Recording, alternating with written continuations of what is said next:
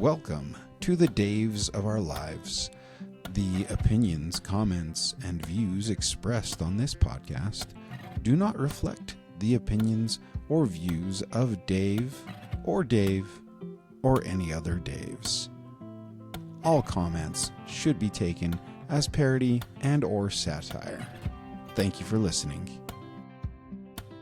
I think we're live, Dave. We're live? We're live. Hey. Well, we're not live, but we're recording. Dude, we're alive.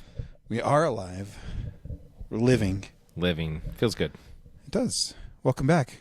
Yeah, welcome to the Daves of our lives. It's a podcast about stuff you probably didn't want to know. It's a podcast about nothing. It's the Seinfeld of podcasts. Yeah. Welcome to the Seinfeld of podcasts. Seinfeld of podcasts. I don't think we can trademark that. I don't think we can. We probably get sued by Jerry. Jerry, don't sue. Jerry Not that wants you to come on the show. Yeah. Love to have you. Or if we could find a Dave Seinfeld, then we could use it. Ooh, a Dave Seinfeld. If you're out there, Dave. We don't need Jerry. We need Dave. Jerry, if you have a brother named Dave, send him our way. Wasn't there Dave involved with the production of Seinfeld? David. Is it Larry David? Oh, Larry David. Close enough. I don't know. Is it time for us to talk about the third Dave? We've been avoiding it all this time. We're on the search. Should we publicly announce that we're searching for a third? Yeah. We might need a different setup. Unless there's a Dave out there that wants to meet with us remotely. We could do that. Here's the thing. So when Dave and I were talking about this, originally we were saying that the podcast was going to be called Equity, Inclusion, and Daveversity. Yeah. And we thought that having a darker Dave would be beneficial. Yeah, it's about diversity.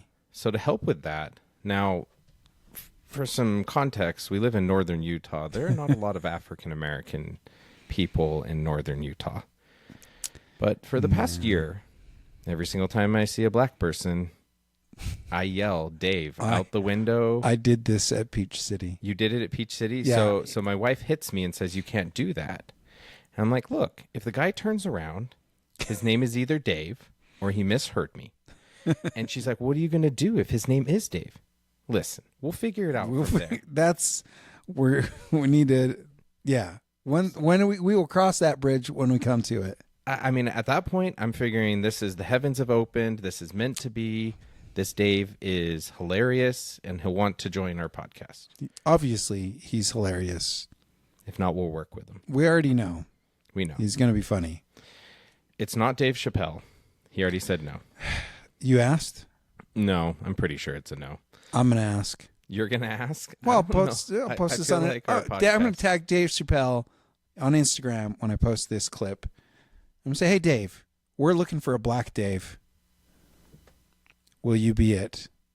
He'll probably say no. But at least I will have asked. Dude, if we get a response at all, that'd be amazing. That would be amazing. Plus, I believe it would be like, beep, no. Yeah.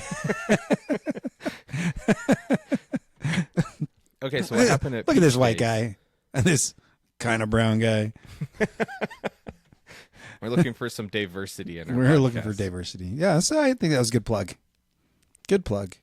So when you went to Peach Days, what happened? Oh, went to Peach Days. Black guy comes out, and I'm going in, and I just turn and I go, hey, Dave. Nothing. Nothing. And the people I was with were like, who are you talking to? I'm talking to any Daves that are out Any there. Daves that are Any out Daves that may be in earshot. It wasn't him. A couple of months Sadly. ago, I was at the trampoline park, the jump park, Yeah. with my oldest daughter and Mason. Okay. And Mason's jumping around, and I look over and I see this tall black guy. Just a beautiful man.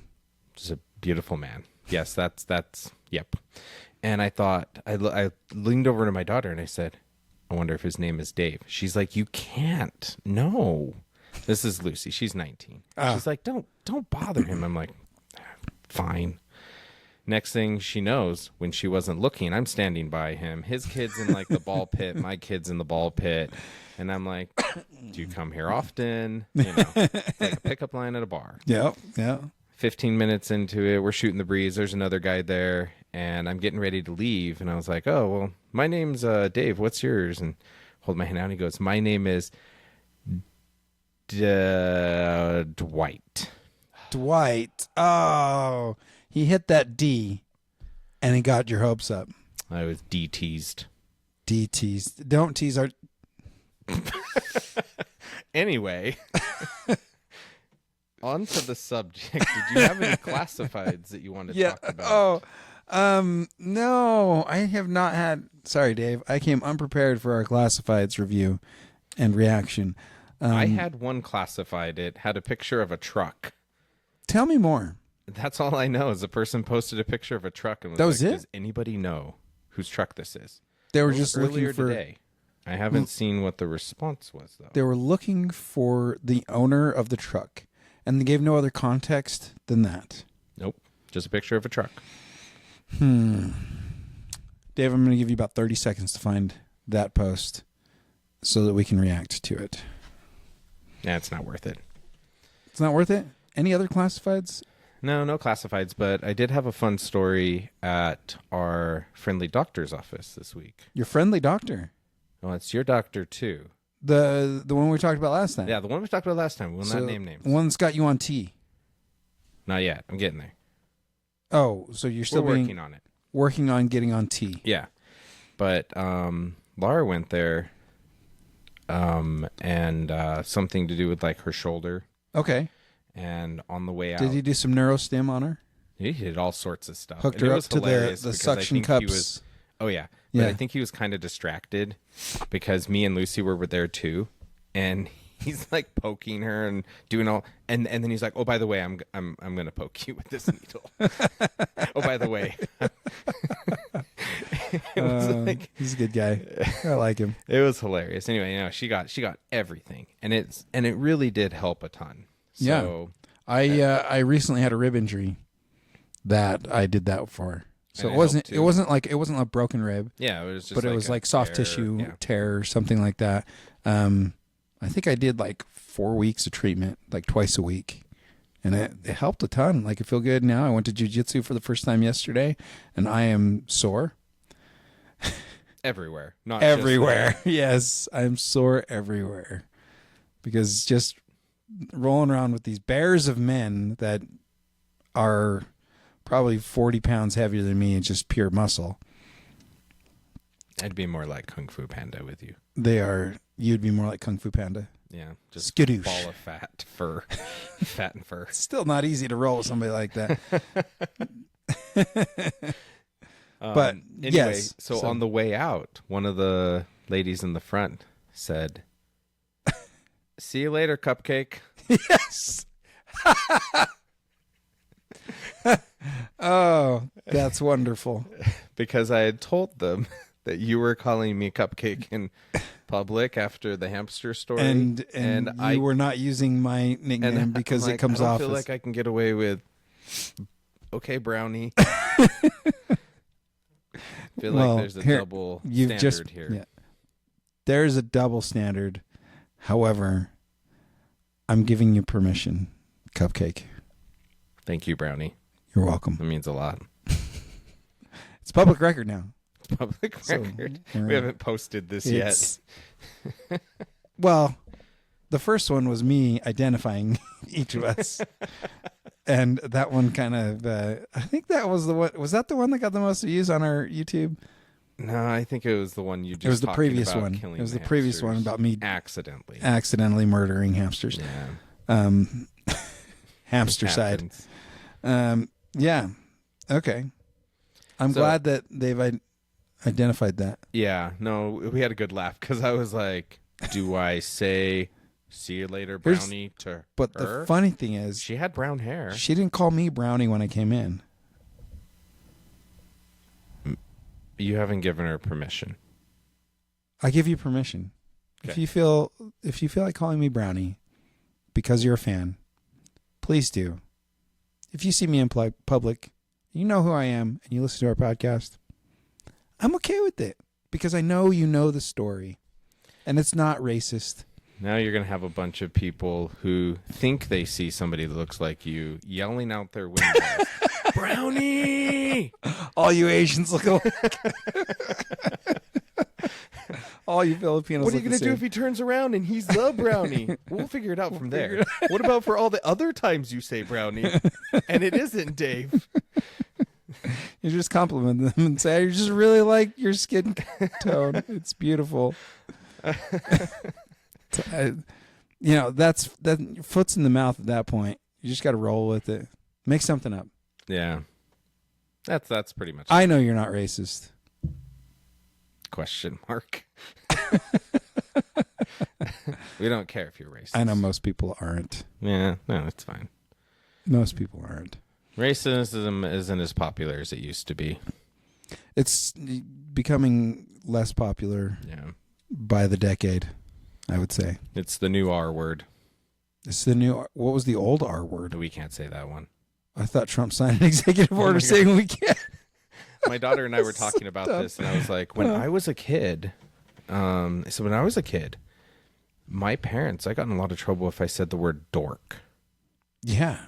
Did you get in trouble too for saying dork? No, I think I got in trouble for saying the word pissed off. Pissed off? Or Okay. piss in general. But It's a derogatory term for urination. oh yeah, no, I can understand that. But for my parents, the word dork Dork was derogatory. Huh? was derogatory. It was an And expletive. for me, it never was. And so it's like, stop being a dork. And so I asked my daughter, I said, is it okay? Like, is it okay for you to say dork? She's like, yeah, it's okay to say dork. It's okay to say dork. And I said, is it okay to say this word? And it was the R word. The R word. She said, And- no, you can't say that. She said, you can't say that word. And I said, but it means to like slow down. It's a technical term. I use it in a technical sense. Yeah. When you use a fire extinguisher, there's a retardant Yeah. in the fire In the extinguisher. fire extinguisher, right? So then we were walking, and I was like, "Oh my gosh, that guy's so R-worded." And she stopped and looked at me, and she's like, "You can't say that." Like I literally said R-worded, and I'm like, "You don't know what R-word I was saying." And I'm like, at this rate, She has extrapolated the meaning from the She knew which one. context. I was like, oh, so I can't say the A word, the B word, the C word, the D word, the E word, the F word, the G word, the H word, E word? heaven forbid, the I word. What is the And I word? her jaw is dropping. What are all these words? No, Dad? because I think she has a word for every single letter. There's a that you're not letter. allowed to There's a say. word that you can't say for every letter of the alphabet. I think there might be. Okay, so we got A, B, C, D, E. What's E? I don't know. I'm not saying I know them all. I'm saying that they probably F, G. What's G? G. Yeah. Is there a G word? Lord's name in vain type thing, maybe. Yeah, it's a title of, it can be. Gay. Can't say gay. No, like the Within Wanda with Sykes certain context, commercials right? Where the kids would use, like me as a kid, a young kid. It was really common for people to be like, "That's gay," Yeah, and they're not talking about homosexual, It was- right. Yeah, so the G word. The G word replaced the R word at some point. Yeah, Instead of saying that's R, they say that's G. yeah. Okay, G, E, F, G, H. H? I don't know that we can talk about all this online. Hell? I? What's the I word? I don't know an I word. J? I don't know what. Well, okay, J. Maybe the Lord's name. J, K? Kangaroo. K? Ku Klux Klan? Ku Klux. That's It probably depends on it. how many K's you say. Yeah, if there's 3, it's bad. If they're 1, I think we're okay. Yeah, no, I just said like JKL. all those letters. And she She's was like, like, "What?" no, those are all bad. You cannot say any of those. There's no possible way she has an E, an I, an L word. There's no way there's like a J word. Well, there's no way there's a, I no, bet okay, you there's wait. a Reddit for T? this. There's no T word. Oh, there's definitely a T word. There can't be a We're going to fact check S? this. There's definitely an S word. X. X? Why? Z? Only sometimes Y.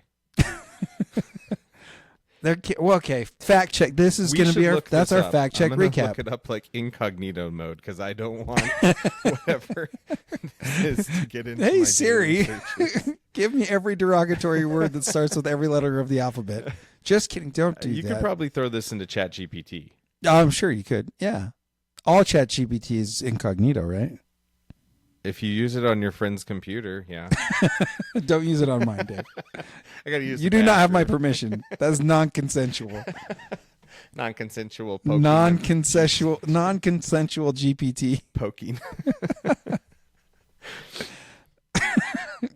Anyway, is there any? It's been really productive conversation. It's always a productive conversation. Like productive.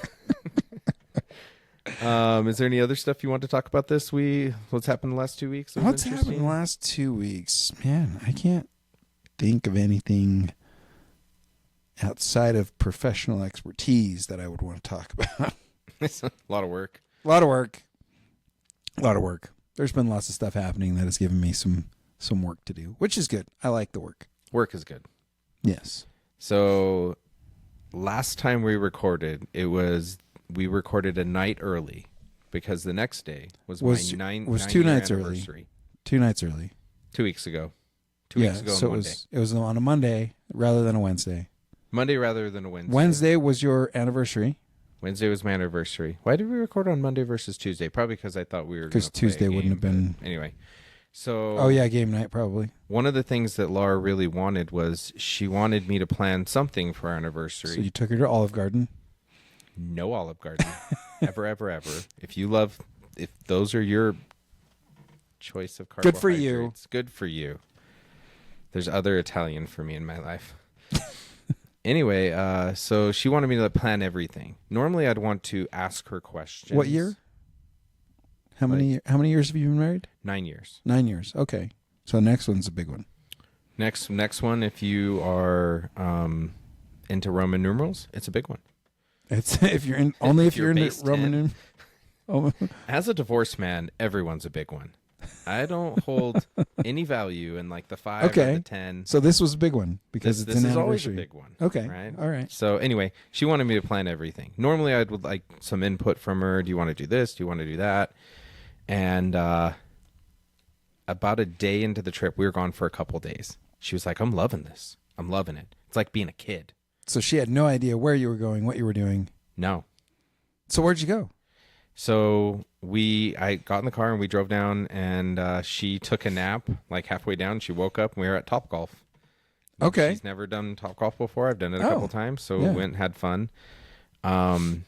She got on the Angry Birds game. Yeah, that one's fun. 8,500 points. And that's good? It was the same score I had if you took off 180,000 points. So this is not her cup of tea. So she was hitting the metal pole like and 100 like the box. Yeah. She's like, you're supposed to go that way. She's going that way. But I thought it'd be fun. They have some like half night off. Oh yeah, like a group. We should do a group date. Yeah, let's do it. Yeah. So I am totally down. Let's go. I'm not super good. Oh, it doesn't matter. They have food. But Laura was not. I felt bad, but we had fun. It was a lot of great. So she's like, yeah, every time I just like wake up and I'm at a new place, it's like a kid. And I said, so do you want the black sack over your head or not? You can imagine as you're driving to South Jordan with the black bag over her head. It's our anniversary, don't worry. The looks that you would get. She's on a leash, it's fine. As long as she like waves her hands, I think just say, hey, Laura, wave, so people know that I'm not kidnapping you. Just take the rope off the wrist first, and then wave. No, so we went to the inn where we had our first night in the honeymoon. The inn? Different room. It was an inn on the hill downtown Salt Lake. The anniversary inn. It's not the anniversary inn. It's a bed and breakfast in an old mansion, and it's with called themed the Inn rooms? on the Hill. With themed rooms? Not themed rooms. Not themed rooms. It's just called the You're inn. talking about like an anniversary inn. They have like themed rooms. Yeah. Those are fun. gondolas and stuff. This Yeah. is just an old house, Oh, old mansion that they converted, and it was really nice. It was awesome. what kind of things do they include in your stay? Flushing toilets. It's big. It's a big one. Indoor plumbing. So they didn't have like a sparkling cider or cheesecake or anything? You could pay for something extra like that. Okay. But it was nice. They had a lot of options for like a homemade breakfast. That's cool. In the morning. So we stayed for a couple of days, and the hard part is I got tickets to Les Mis. At Rice Hales? Eccles. Not Rice. the Capitol Theater?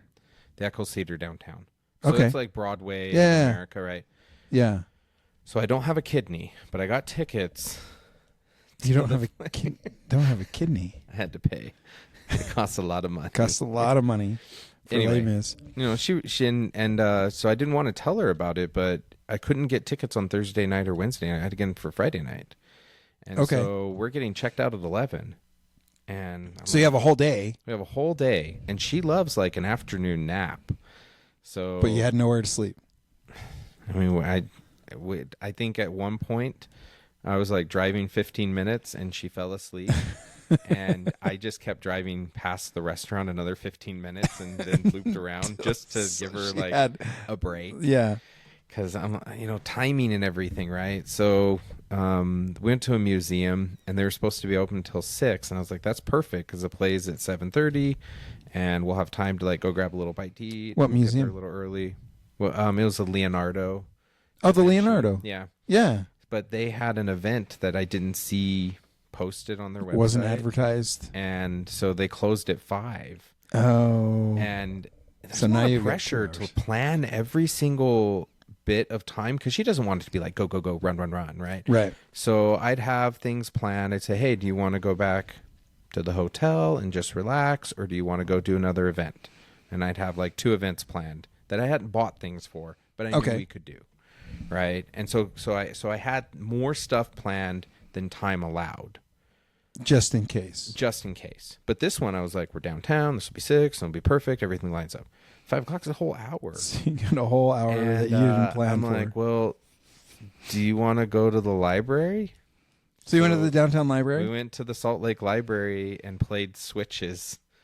They We have both switches at brought the our library? switches on Oh, our you just- anniversary. We just sat in the library and played switches. Okay. Nice. Anyway, And then it was went a to lot the of fun. play. You went to Les Mis? Went to Les Mis. It was like we're on the main floor, row P. Okay. And I've only It's seen fun. a stage production of Les Mis once.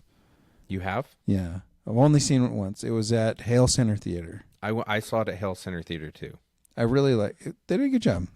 Yeah, I was. The production quality is really cool. Like having that center stage Yes. theater, really cool. I like the center stage. I think the quality is really good at the Eccles also, Is it? because these are Broadway plays. Right. It's touring. Broadway on tour, right? Yeah. Yeah. Whereas Hale Center is like really, really upscale community theater. That is a very good way to put it. Right.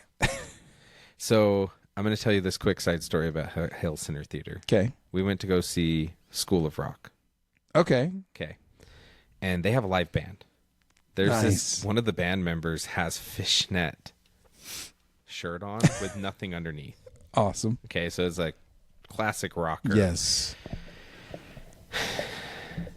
It's intermission, end of intermission, I think. And this couch drops down. And it's bolted together, so there's like 2 couches because they're going to be in the teacher's lounge. Okay. And the pit is open. And the couch is dropping. And we're like, wait a second, like there's no floor. And the couch goes all the way down, and then the floor goes to close. And because the couch is a little bit lower than the floor now, Oh no. it just Did it pinch it's It really crushed the oh, it couch. crushed this couch. And everybody's like, it's a slow motion crash. Everybody knows this is. They're like, oh no, oh no, oh no. Was not Oh. supposed to happen. And it is absolute silence. and I absolute silence. And I go, Yeah.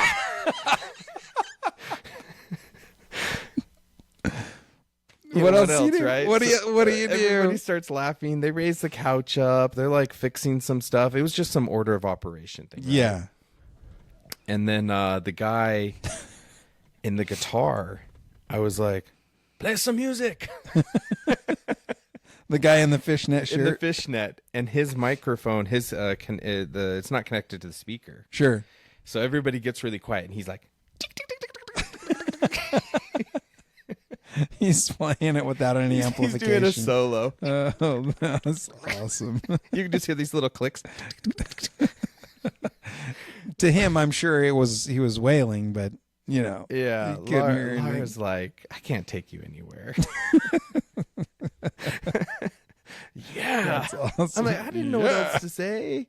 I'm like, I didn't need to say anything. But I felt like at that point, it needed an icebreaker. Yeah, well, when you start to see it crush, and it's a slow-moving stage, right? Yeah. After the first contact, it's kind of like a demo derby, and you hope it gets crushed all the way. So the couch never came back.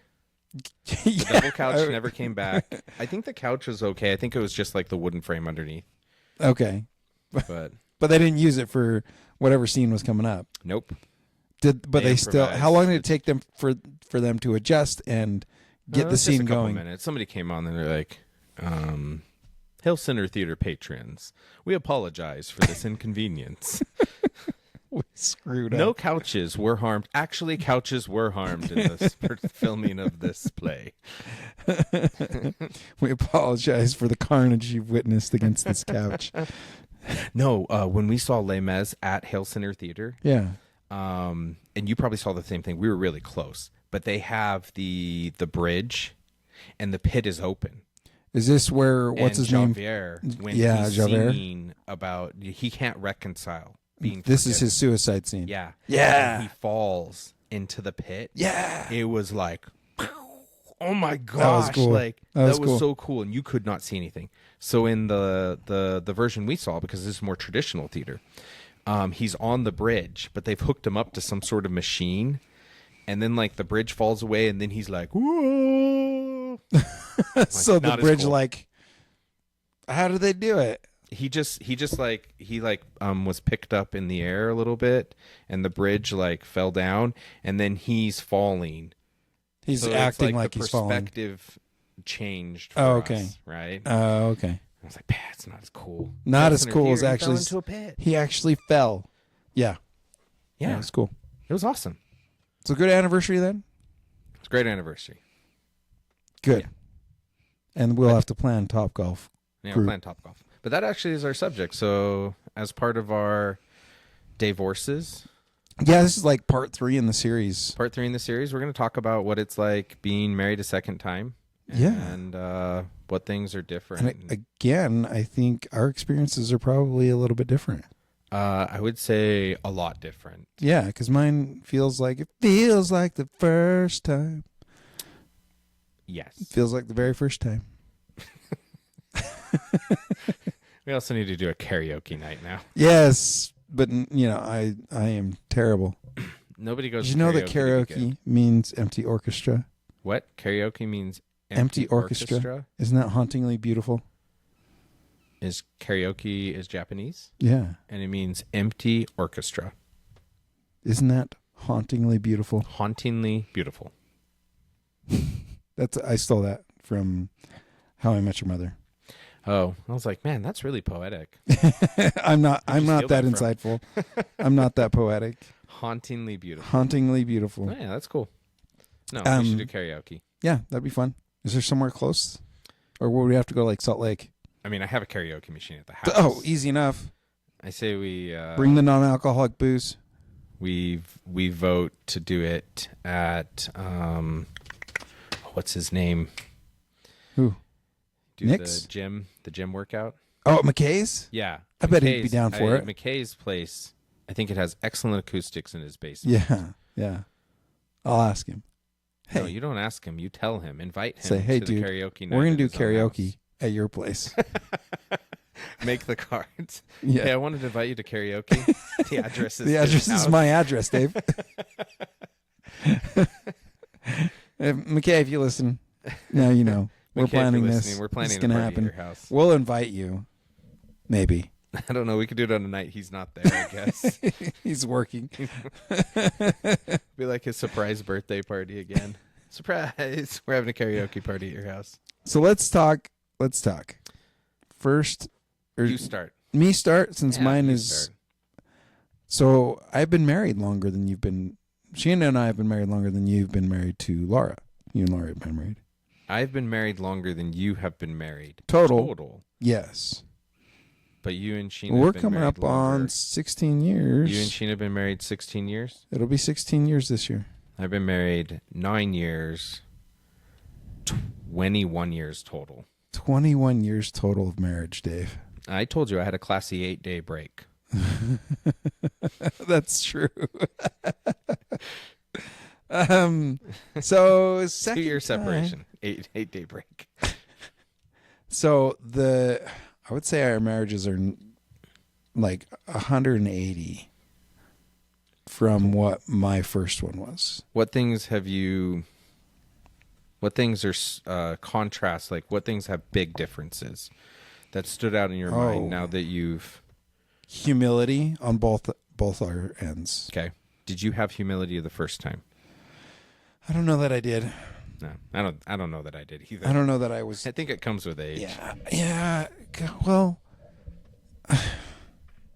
when you're so prideful that it ends in divorce, Is that how you describe your first marriage? I would say that both of us were very prideful, and that's what led to it. Right? We just weren't willing to compromise on much. Do you guys fight over which side of the bed? He's like, who got which side of the That bed? I don't think we fought over. I've always, even in the first marriage, I've always been closest to the door. No matter where we've lived. Is that regardless of... So it's not a side of the bed. No, it's just the side regardless of of the the bed that's closest to the orientation. Regardless of the orientation of the room, where the bed is, I've always been closest to the door. Normally, like, closest to the door is reserved for the wife when she's pregnant, so because she has to get up to, like, go pee. No, I don't know why that has been. But I think it's because you want to protect if anybody comes in. Maybe there's some, like, evolutionary thing to that. Or if it's like a one-night stand, you want to get out. Yeah, again, No. some kind of evolutionary thing. I just want to be as close to the exit as I possibly can be. No, that's not it. I don't think that's it. No, I don't think that's it. We're going on 15 years or 16 years. I think we're okay. I think it may be more protection. No, we never fought over like the side of the bed. We fought over almost everything, though. Dishes. Laundry. Sure, yeah, I would think so. Yeah. Just there was no trust. Yeah. So Sheena made it very easy for me to trust her. So your first year of marriage, did you have any, like, was there any insecurities because of the first marriage not working out on your end? Not from me, no. Okay. And I don't know. I don't think I've ever asked Sheena if there were insecurities because I had been married before. And maybe there were, right? Sexually. Because you had been with another. Because I had been with another woman before. And so she was a little bit concerned that I had certain expectations. But the sexual relationship sucked also in the first marriage. So, you're like, I have expectations. They're really low. yeah, I had very low expectations. I, having been, like, Lars been married to another man. Yeah. There's always that, like, What you know You're what I'm talking comparing, about. like, is your 6 inches the same as his? Is that what you're saying? Are we using the same ruler? Right. Never measure from the top. That's a quote from some What is that comedian from? or I know. something. I know exactly what you're talking about. Anyway, So yeah, I can understand. Yeah. So I think she probably was concerned I had expectations. And we've always kind of made open communication a priority. Of course, there's definitely been, times where we weren't open to communicate. Like, You made it a priority, but it doesn't mean that it always is easy. right. It hasn't always been easy, but that was one thing that when we first were even dating, that was one thing that we talked about, was we wanted to be able to communicate openly. Was this before or after you farted? Well, the fart was the first date, Dave. I didn't know if the clear communication came before or after the fart. I think that set the tone. Or was the fart the trumpet that announced clear communication? That was it. The fart set the tone. Yeah. I was like, that was my way of telling her I was comfortable with her. Like, here comes Prince Ali. Trumpet announcing clear communication. Yes. Confidence. So in pretty much all aspects of our marriage, that has been a priority. So I think that's probably one of the big differences, is we actually talk through a lot of stuff. Being able to just write letters back and forth for like 8 weeks. Well, because you were in basic I was in basic training. So that was our communication. We didn't have any physical contact. So it opened up. I think that opened our lines of communication very well. Well, because like when I was talking to you about dating Laura, how we talked for quite a while before we met. Yeah. So you kind of went backwards. Yeah. But I think it's really reaffirming to know, like, hey, I'm definitely physically attracted to this person. Right. And we're jiving, but there's more substance to this. Yeah. Yeah. It's not just that, that type of love. Right. Yeah. So there was, I'd say that's probably the biggest difference that I can think of is, humility, communication, and really, Sheena's always been considerate of me and my situation, my emotions. She's been supportive, and I've tried to do the best that I can. I feel like she's way more supportive of me than I am of her. She's letting me sit here in the basement talking to you, Dave.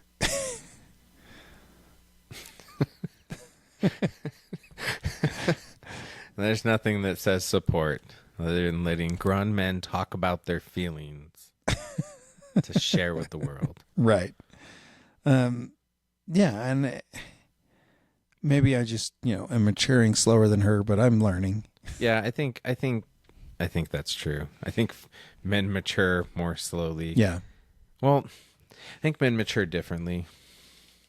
Yeah. Than women. Yeah. Yeah. So, anyway, do you have any specific stories or examples of things that you want to share? I don't know any that I want to share. They're pretty. Okay. There's some things that, here's what I'll say. We have had plenty of bumps in the road. Yeah. That we have overcome together through communication and humility, yeah, forgiveness.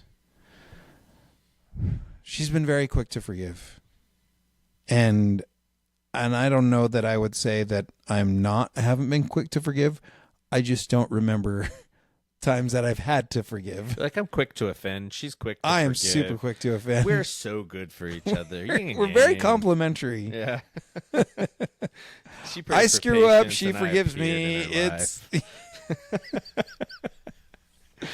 It's just that, it's a good relationship where someone's just so willing to forgive your stupid mistakes over and over and over again.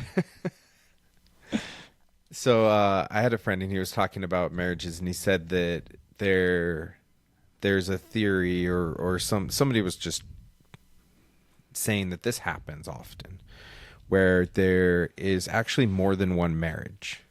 Even if you're legally married, even if you never separate, Marriages go through cycles, and basically, Okay. People, because it goes up and down. Yeah. And you get to this down point, and it's hard, and you work through it, and you re-up. Like, basically, both of you re-up, even if you're not like, you might not be talking about There's no divorce. like administrative divorce. Yeah, you might not be talking about divorce, but There's a point when you're both like, we're done with this stage. We're done. even if you didn't talk about it, it Yeah. kind of just naturally happens. Yeah. So hearing that, do you feel like that you've been married 16 years? Do you feel like you've had kind of different stages or almost different marriages? That Yeah. your marriage is different. Every stage of our life, almost every stage of life, every like major change, I think has brought that kind of. there's been feeling. stress, right? That's come along, and we've had to talk through it, and not necessarily negative stages, negative changes, but almost an evolution, I would say. Okay. Does that make sense? No. Right. No, So, like, I let's just understand. say, the times that we've moved, our family, those have been points where we're like, this was not ever something we planned on doing, and it happens fast, right? Major changes happen quickly for us, and those are the points where it's been like this major stressor, and we just have to like figure things out all over again. Not necessarily like we've hit this low point in our marriage. We definitely have. So if we talk about that, I've had like 3 marriages to Sheena. I mean, no, We've and had, that like, might be it. That's few what he major was low talking about points. is Yeah. just people change, people grow, things Yeah. happen, and essentially it's almost like you're in a new marriage. Yeah. Yeah, I would say that we went through that probably last November, right? That was one point so I was gone, and she was stressed about, everything that she had going on. Because if I'm gone from military training for 5 weeks, she's left by herself. This time was different, and it hit different and felt different. Yeah. And I think when I came back, we had to figure things out as she's going through, figuring out her emotions and her mental state, and her goals, and, and where she wants to go. It was a new stage for our marriage. Yep. So, yeah. And I don't know that I didn't have any of those experiences with the previous marriage. It was The marriage was pretty short. It was so short. It was like dating somebody. Yeah. Oh, here's something I will say. Not to call anybody out, but a certain person in my family said as much, that's kind of how I was treating marriage. Because Sheena and I got engaged so quick, or we had talked about getting married so early on. I told my family how I was feeling about this, and there was a certain person in my close network that like kind of threw a fit. Was this after the last podcast, or is this just This was during dating. So if back up to that, I didn't share this on our last podcast. Okay. But when Sheena and I started dating, after like 2 weeks, like I knew, and I shared that with people in my close network, and one person like threw themselves down, like crying, like, yours is just another, you're just going to treat this like the last one, kind of like reaction. you hadn't grown or chosen differently or anything. Right. Not understanding where I was, and my feelings on, how I viewed her, how I viewed this as an opportunity for me, and where I was spiritually, not knowing any of that. And I didn't really share that journey with anybody. I was just like, hey, I met this girl, we've fallen in love, we're going to get married. She's like, I can't believe you're going to do this again, kind of thing. Has this family member moved on from this since then? Oh, yeah. Yeah. Okay. Yeah, everything's good. But it was just that reaction. I was like, and I was very calm about it. I was like, I understand where you're coming from. You don't know all the details. You don't know everything that You should have just said, look, I don't expect you to buy me another present. If that's what you're worried about, don't worry. I don't think that's what she was worried about. But I just responded with a smile. They and didn't said, know everything. I know you. I know this seems odd. You don't know everything that I've gone through and where I'm at right now. I know this is right. So, while mentioning like family members freaking out. Yeah. So I'm going to back up just a little bit. Laura and I are dating.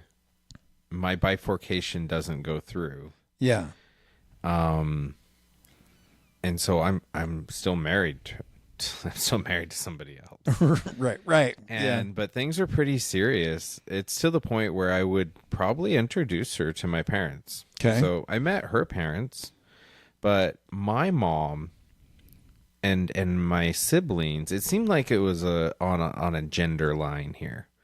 All the guys in my family were like, "Look, you're separated. Sure. It's been a long time. It's fine. Just don't do anything stupid."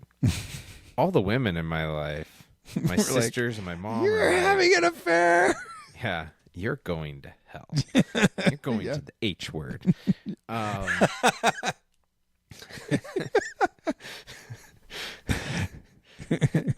With the DA word. You DA word. That's a you dumb A word. With that B word. Yeah. Anyway, so my mom, she talked to me and stuff, but she was like, I just don't want to meet her.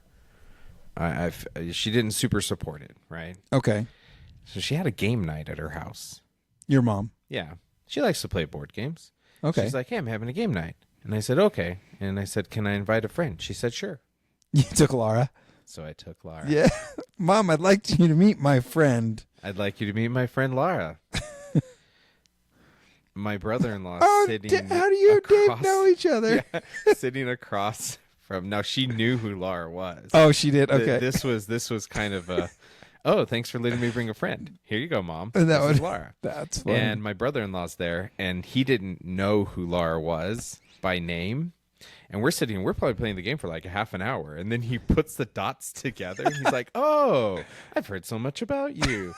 So then like my sister meets her, my other sister meets her, and my mom. And then after that, it was like... Everything was good? Everything's fine. They were all supportive. But up to this point, we're like teenagers. We're in her driveway making out in the car. Because we're not allowed to go inside and make out. I'm like, okay, I got to go inside. I'll see you later. Because I would go and spend the night at my parents' house to split the distance. Oh, yeah. And she'd go back to her house. But yeah, it was so funny to have this. Like, as soon as they met her.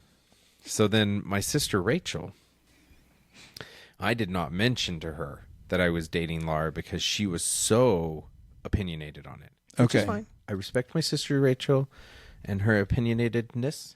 Opinionatedness. I that's just the O word. I just know what is that a word?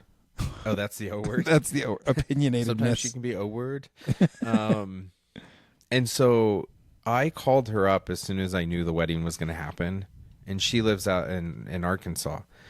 And I said, look, I'd love for you to come to the wedding if you can, but I understand you can't. She's like, oh, the flights are going to be more expensive. I said, I'll pay, like I'll help out. And she's like, no. And she did not come to the wedding. Okay. And was kind of upset, like kind of not happy with me.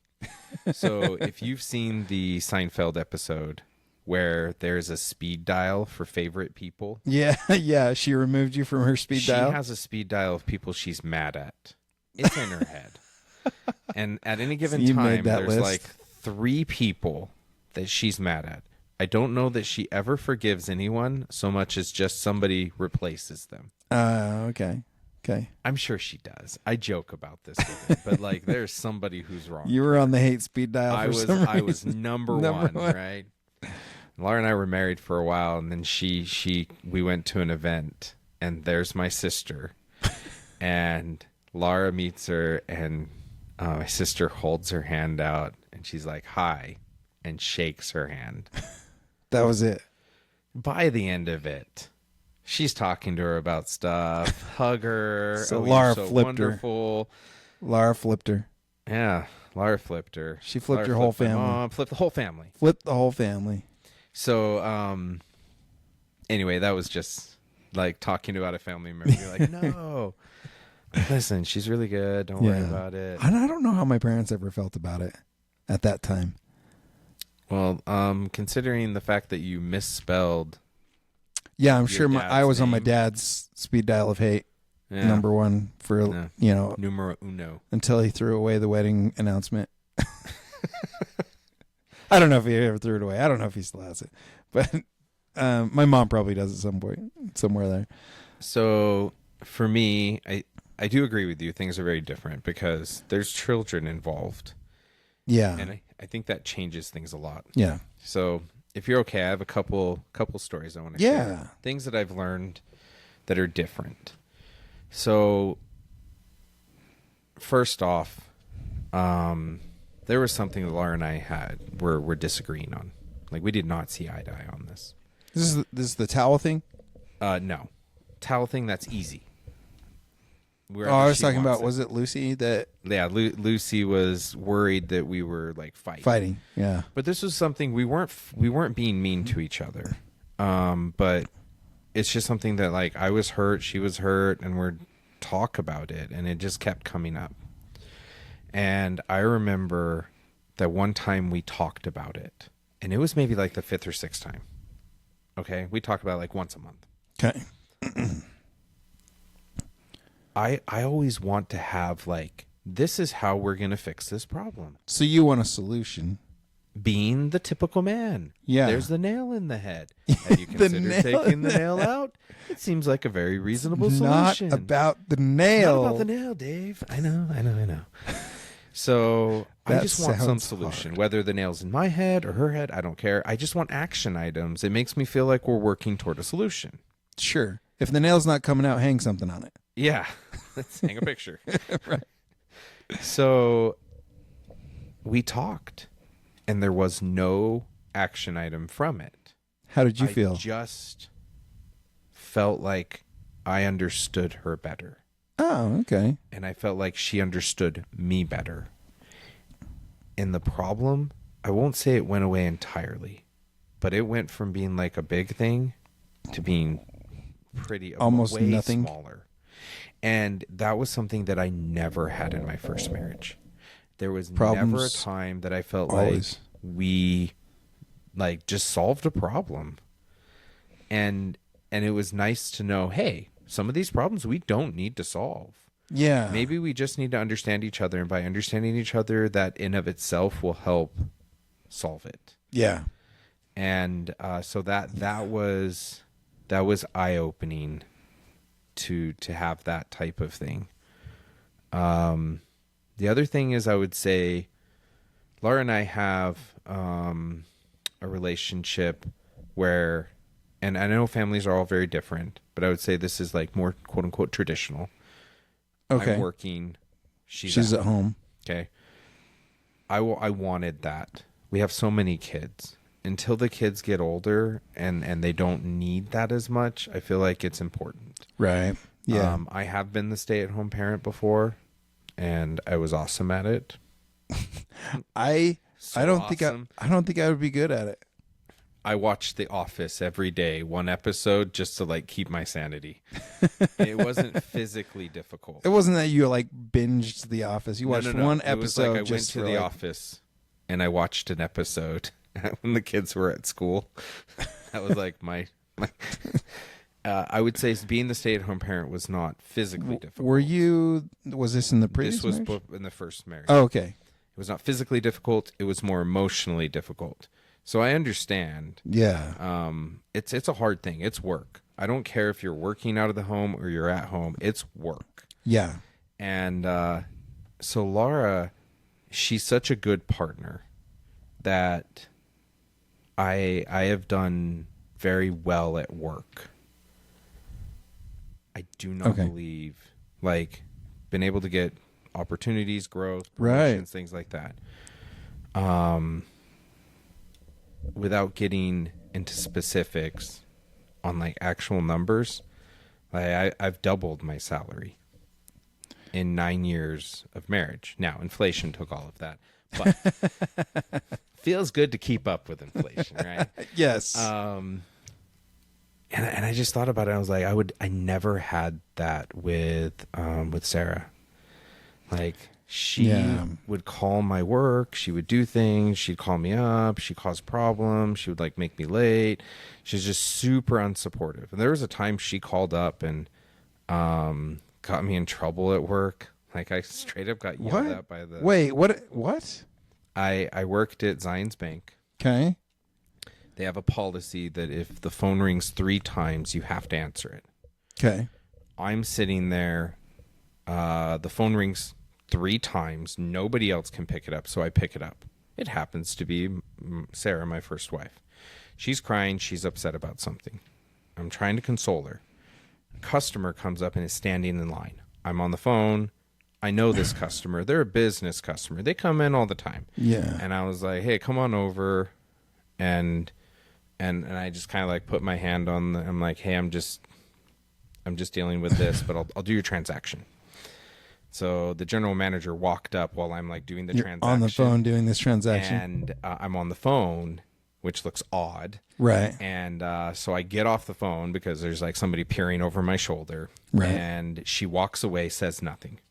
But the body language says she's pretty upset. Right.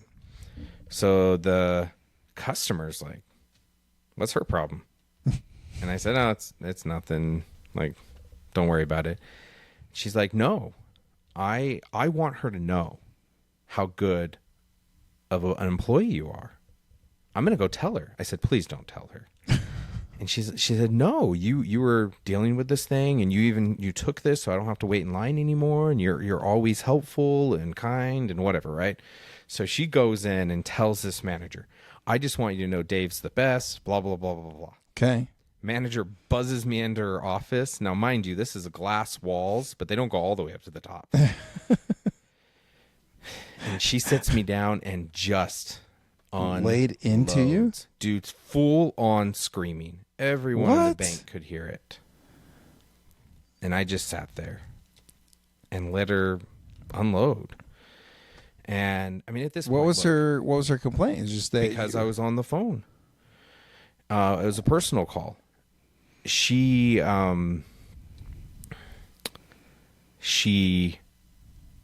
fired people in the bank within like 6 months. Like it was a burn insurance situation. Okay. And so I'd come to work every single day. I balanced. I was the number 1 salesperson in all of Zions Bank for like 2.5 years running. I won a trip to Hawaii. I created marketing content that they used. Like, I'm like, here's some drawings. Here's some marketing ideas. I went down to corporate and gave it to them and said, here you go. They had me go around to different branches and like train people.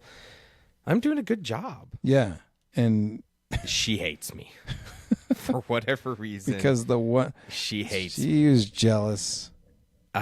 She was so mean to so many people.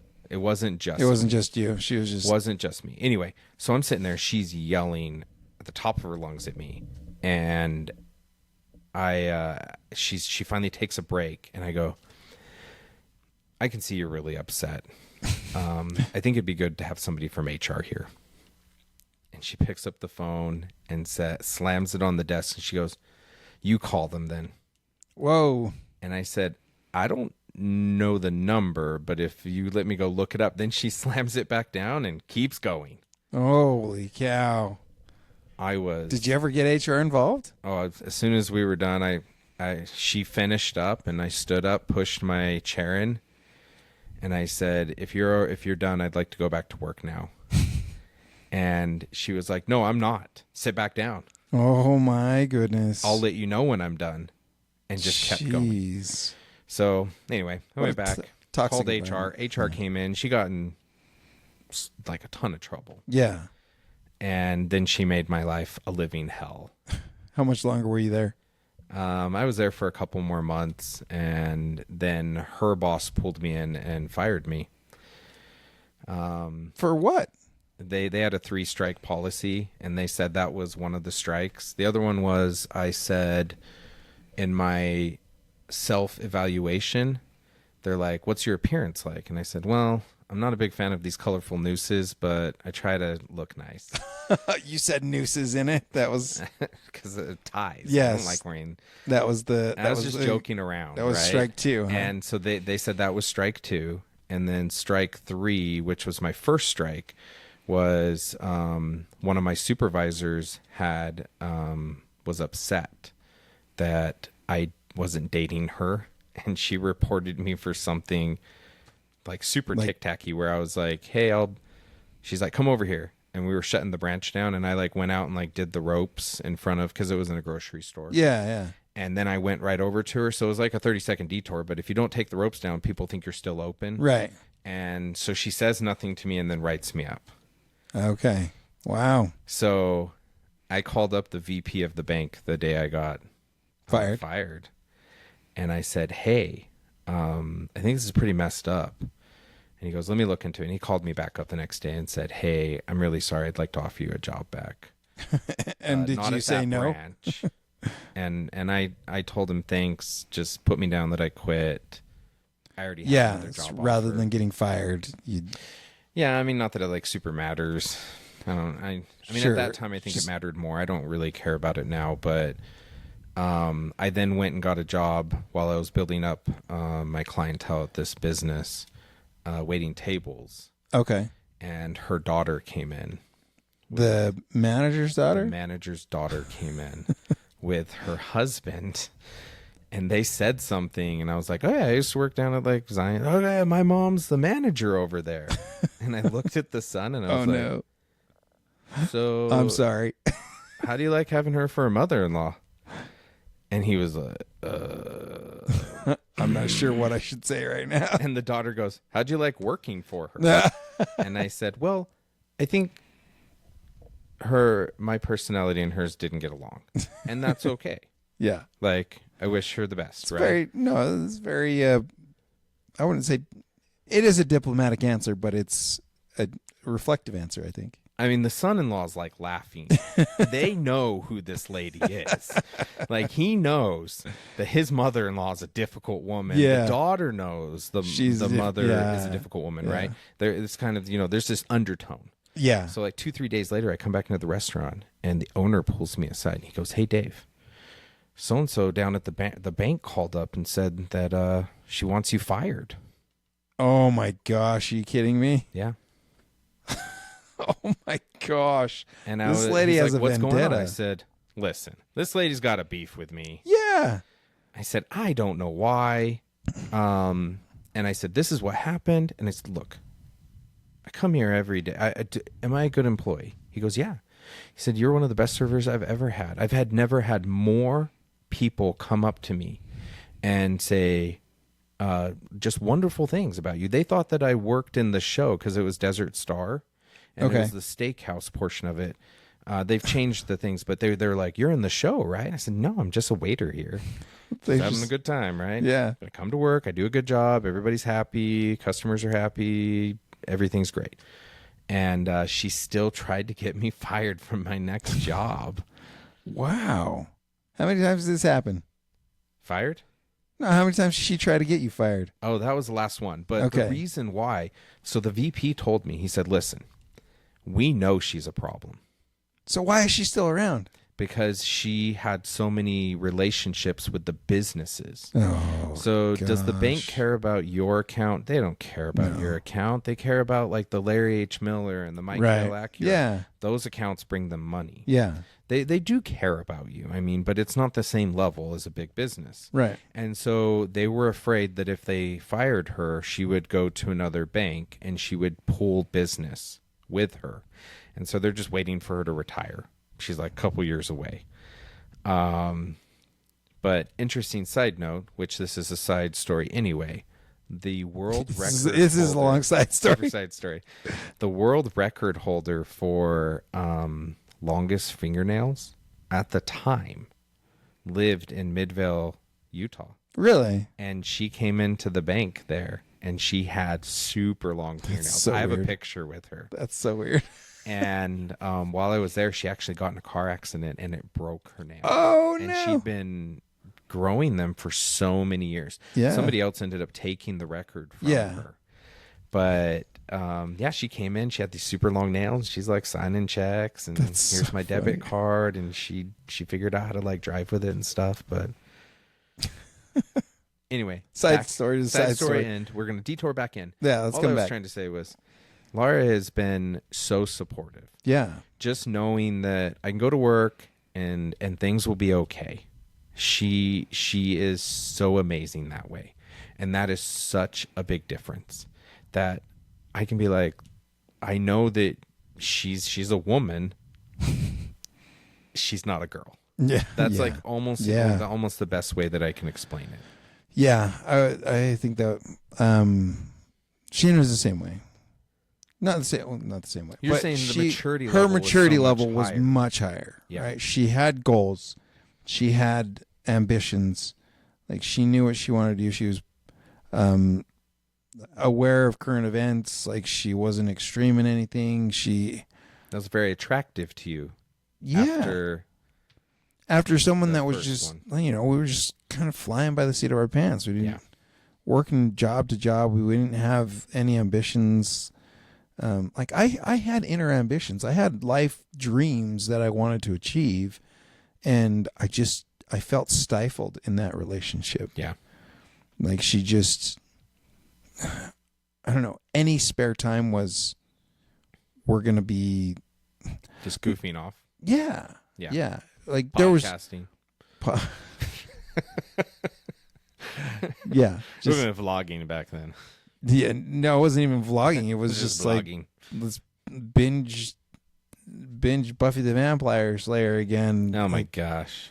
Like, that was Mind-numbing TV. exactly. Yeah. Yeah. It was just mind numbing everything. Like, we didn't. Question: have you and your wife ever watched? Talking about TV, have you watched Poldark? Sheena did. She I did did not. without you. Yeah. And then she stopped because it got a little racy.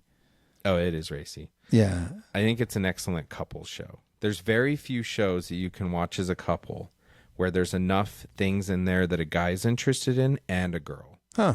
Okay. And I would say Poldark does a very good job of that. Maybe I'll readdress that with her. It's on the BBC Masterpiece. I mean, it does get like a little steamy, but it's like PG. Okay. I think some of the content, like the things that are going on, are more PG-13, but there's Sure. nothing like extreme violence Okay. or extreme like nudity or anything. Okay. It's just dealing with more serious things. But yeah, it's based off of a 12-book series. They've done it once. They had a 6-season episode like in the 70s, and then they redid it again like 10 years ago. Yeah. And it has 5 seasons. Okay. And I would say anybody who is looking for something that has that like romance while still having some action, and then the dialogue, I don't know if this is how people talked back in the day, but it is 3-4 paragraphs so eloquent to just say F you to the other guy at the party. I'm like, man, That's how you want to address yeah, your conflicts, is with eloquence and poise. eloquent. It's like, did you just insult me? I think you did. Like, is this what they did at the parties? I mean, like, now they were just like, you're being a dumb word. Yeah. Big Don't be stupid that- head. Don't be that E word. Don't be that E word. Sometimes Y. You're being such a T word. Yeah. So, yeah, there was just, I'd go to work, I'd come home, and then we would just like sit around and complain to each other about stuff, or Wasn't very complain fulfilling. about each other, or debate over whether this actor played that role in X series, and without IMDb to resolve the conflict. So Let me ask you this. it was Have just you ever heard arguing this? just to argue. Have you ever heard this phrase before? It said, below average people talk about other people. Average people talk about things. and above average people talk about ideas. I've never heard that. I think there is a phrase along those lines. Okay. Do you feel like a lot of your conversations were kind of that below average? Like talking about others? They were below average, for sure. It's just not super uplifting. And yeah, I don't know that we had uplifting conversations until it was like,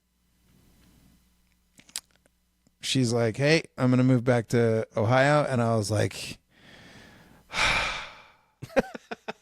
look at us here, below average podcaster talking about other people. Exactly. We're totally below. But it was just like, thank goodness. I do not see how I could sustain it. It wasn't sustainable. Yeah. It was not a sustainable relationship.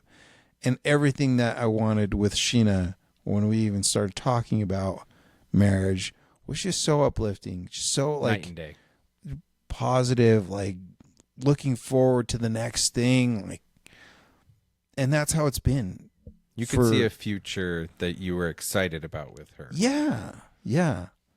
And granted, we hasn't been all sunshine and rainbows, but like our first year of marriage, there wasn't like, I don't know, most first marriages, their first years, they talk about how that's the most difficult. I was like, the first year was a breeze for us.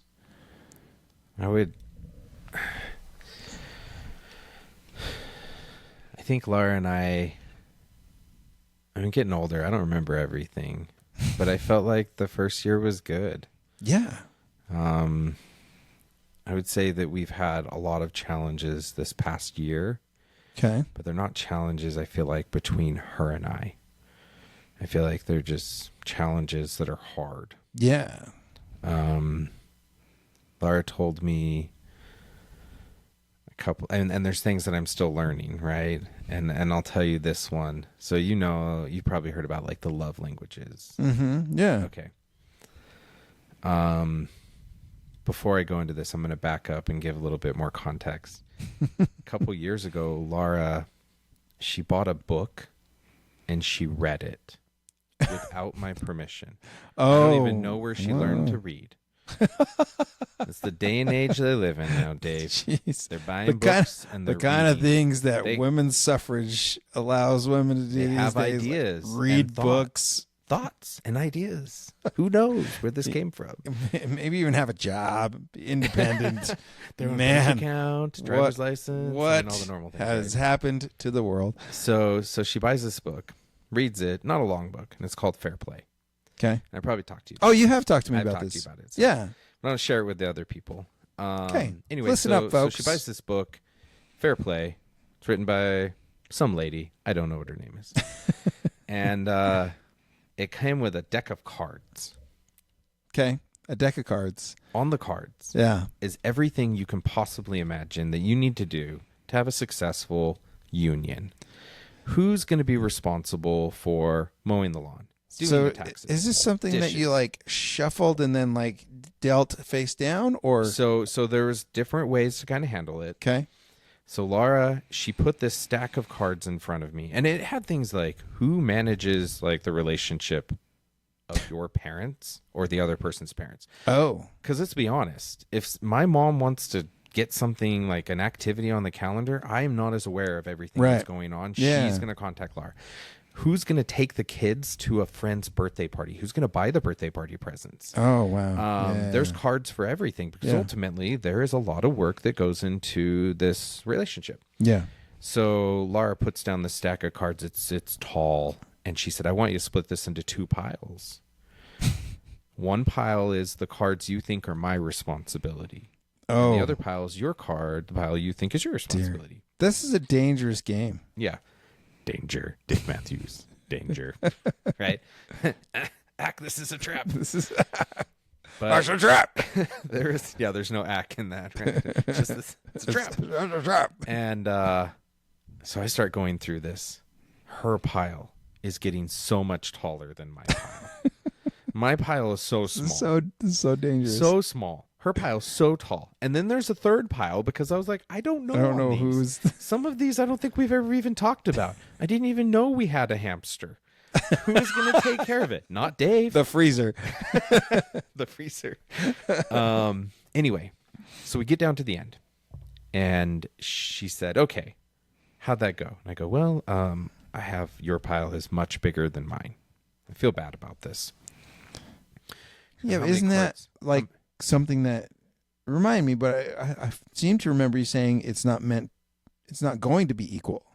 Well, okay, so yeah. So she said, how many cards do you have? And I said, I have like 33 cards. And I go, now, I want to preface something. I think these are my responsibility. I'm not saying that I do them well.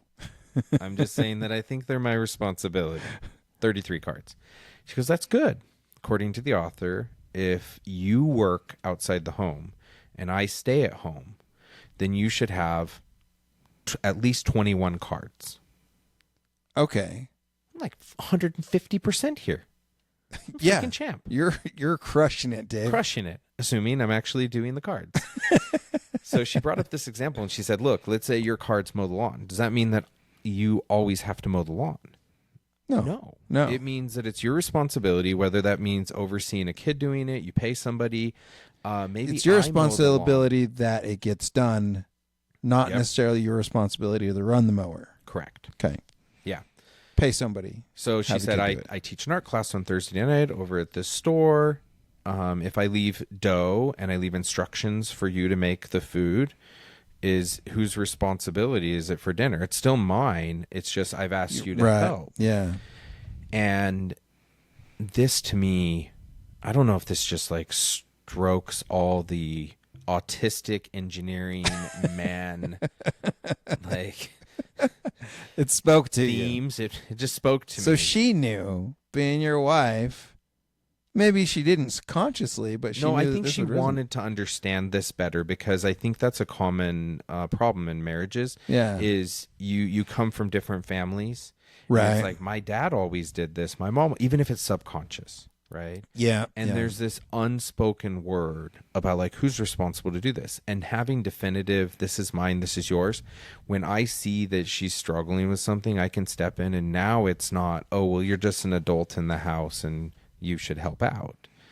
It's an act of love. Yeah. And so the lady in the book said, look, if you're both working full-time, 50-50. Sure. But that one card of going to work 40 hours, 50 with driving, 55 with overtime, it can be a lot of hours, right? Yeah. Is worth all these other cards. Okay. Now, life changes. She's going to school, you have another baby, break an arm, things happen. And you kind of have the conversation and say, will you take these cards? Yes, I'll take these cards. And it's just very clear communication. Yeah. I would say top 5 book. If anybody ever was like, Fair I'm getting play. married, I would say this is a book I would definitely recommend reading, having the conversation. Whether you do the actual cards, whatever you do, just conceptualizing that there's work to be done and everybody has responsibilities. Yeah. So fast forward to the conversation Laura and I are having a couple days ago, and she said, I feel closer to you than I have like past 6 months, even closer. Okay. And it's been really nice. And I said, it's because I've been doing the dishes consistently.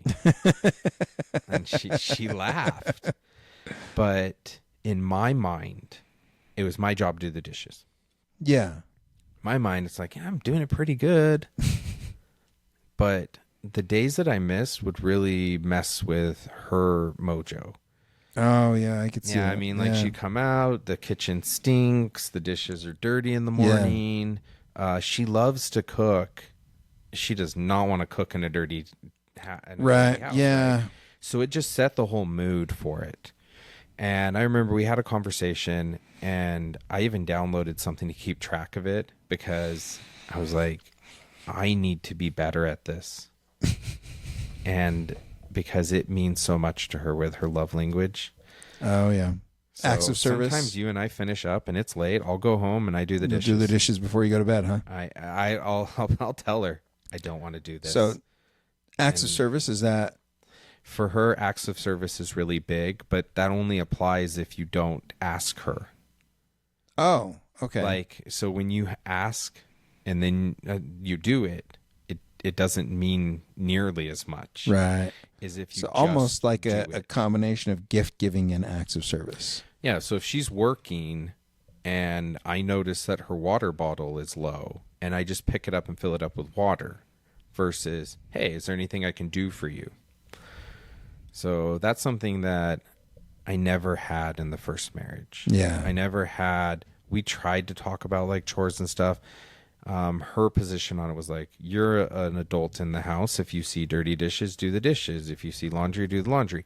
Right. Like, I will never rest. Yeah. And I don't have a lot of time. I'm working 2 to 3 jobs. I'm going to school. You can't put this. I'm a simple-minded man. Just tell me what you want me to do, and I'll do it. I'm so simple. Just tell me. Yeah. That was a big lesson.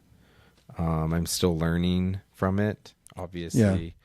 But hearing from her, she's like, this last 6 months, and I'm sure there's other things, but I'm like, I think it might just be because like I'm doing the dishes. Just doing the dishes. And because I said I would, and it's like a trust factor. I would say in the last 6 months, probably 3 times, 4 times I haven't done the dishes. And I talked to her about it the night before and tell her like, hey, I don't feel good, I'm sick or something. Right. I'll do them first thing in the morning. And but we had St. Patrick's Day. Yeah. All the kids are there. Oh yeah. Laura's making like the traditional thing. I mean, there's like like every dish in the house is dirty. Yeah. The dishwasher's full. So were you just sitting there at the sink the whole time? Like what? The How whole did you get stove through it? is covered with dishes drying. Yeah. The kitchen table has dishes on it. And I said, I love you. And I'm so glad you made this like wonderful food. And I still hate dishes. Yeah. Yeah.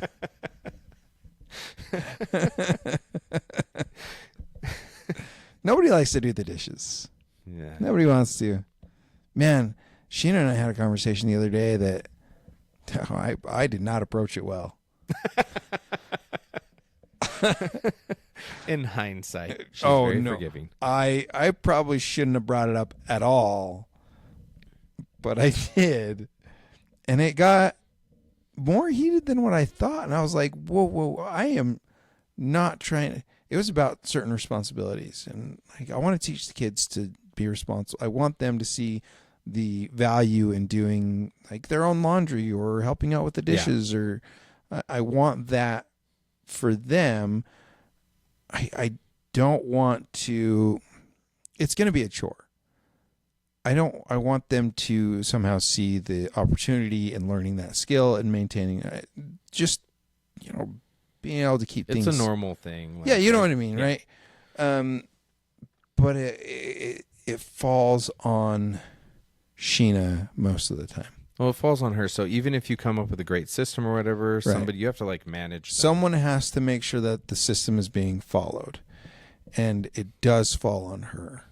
And I brought it up like, this is not all on you, and it shouldn't be all be on you. And she's like, but it is. Like it turned into not an argument, but it turned into a sensitive subject that I didn't realize you have was a lot that going sensitive. on, and you just a little bit more. Yeah, I would say it's like I just turned the screw. Subject. It's like I just turned the screw. Yeah, I unintentionally pushed the button that set it off, and I don't think it was necessarily that subject that would have set it off, but just anything additional was like, that domino that just started it. We talked through it, and I was like, I'm sorry that I brought this up this way. I am just rewind. I am sorry that I even brought it up. Here's what I should have done. I should have just done a load of laundry. Yeah.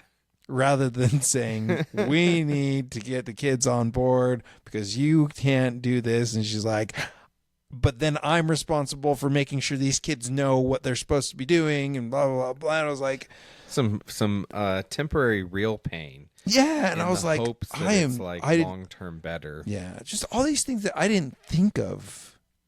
Our problem I is just the didn't kids. think that. I'm just like, there needs to be a solution to this problem, Yeah. right? I need to solve this Yep. problem Dude, instead it of is just not like, do not try to solve the problem. right.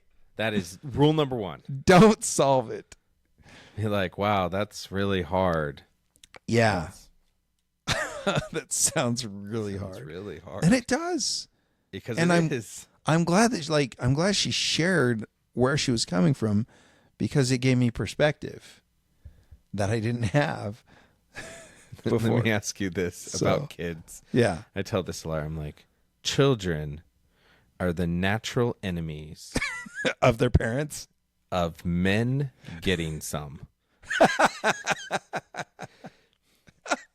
And Yeah. Here's why. men want to get some. Right. And women don't want to have this if there's any if things aren't emotionally like men want to have sex to make things right. It makes them feel like things are right. Right. Women want to have sex and when things are right. Yeah. And so you come home after a long day of work, and these little turd muffins that you love have been like total terrorists to her. Yeah. They've And so- destroyed the house. They've poked, they've prodded, they've and asked, so they you're yelled, just they trying to, screamed. like, solve things Yeah. because you know that it will make her happier, which will make you happier too. Yes. If she's happy, I get a children- happy ending. Are the natural enemy To men getting to some. men getting some. Yeah. That is birth control right there. Because it's like, 2 if I am Teenagers. within 6 inches, that is too close after she's had a day with the kids. I know that's like I would say. So the blended family, that has been hard. Yeah. It has been very rewarding, but it has been very hard. And because And here's we what I'll have say, Dave. transition days, Here's what I'll say. co-parenting, all that fun stuff. Your personality is the type of personality that can do that type of hard thing. Is it because of the lobotomy? That must be it. the frontal lobotomy. Frontal lobotomy. Yes. Lara is very patient and it's been awesome. I will tell you that I almost walked into something like that once. the conversation, the fix this big Not problem to fix it, conversation, but or I asked something and the way she answered it, my intuition like, was like, oh, no. you want to fight. So we used to drive down to Provo a lot, drop off the kids because Yeah. that's where her ex lived at the time. Long drives. yeah, Talk about all sorts of stuff. And just out of curiosity, I looked at her and I said, "Hey, Lara, do you think you're a smart person?" ooh, I just want to know, like, what does she think? I know what I think of her, yeah. but I'm just interested. What does she think? And she goes, She took that question the wrong way, didn't she? "No." She said, didn't? "I didn't used to think so until I married you." Oh, Okay. Your reaction right there tells me on which side you fall on this. okay. Go ahead and explain what you think her comment meant. Well, my reaction is she, for whatever reason, her previous experience, she thought negatively. Like, she thought she wasn't smart. Okay. And then marrying you, somehow your experience has lifted that to her feeling smart. Okay. Is this how you thought her? Is that what you thought her answer? I took it as, well, yeah, I married you, and by comparison, like you big dummy. Like, yeah, I'm smart. Like the sarcastic. You thought she was side. being sarcastic. I thought she was being kind of sarcastic and kind of dissing. And it's not that I would have, even if we wouldn't have really fought about it, Right. But it was like, oh, like I didn't see that coming. You're like, oh, so you were like, yeah, I'm just so dumb. Yeah, that that's now how you I feel took smart. it, right? And Oh. so I take a deep breath and I go, "Do explain." and she good then thing. explains that first marriage, and she felt like she would hey, let's try this, let's do this. And everything was just And for whatever Shut reason, down. with her first husband, communication, whatever, like she didn't feel like that he took it seriously. yeah. And so she said, I tell you things and you'll reason them out with me. And sometimes we do my ideas and they work out Yeah. and they're good. And it made me realize, like, I am smart. And I'm like, well, yeah, I know you're smart. Like, I didn't know that she had felt that way before. That's interesting. And I didn't know that just giving her like say Validation. in things. Some validation, man. Like I seems mean, look, to she knows how to order books and read. I am going to respect her. she's an independent woman. She's an independent woman who's choosing to be with me. Yeah. Yeah. Yeah. The other thing that I'll say was having a kid together. I'm really grateful we were able to do that. So when we got married, I was still we were both pretty young still. Yeah. Laura was 30 and I'm 34. I think I'd like to have a kid together. So after we had been married for like 6 months, she had an IUD, took it out, instantaneous. She's pregnant. Instantaneous pregnancy. Spontaneous combustion.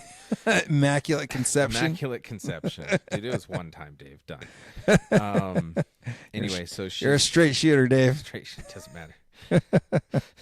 It's more of a shotgun approach. Yep.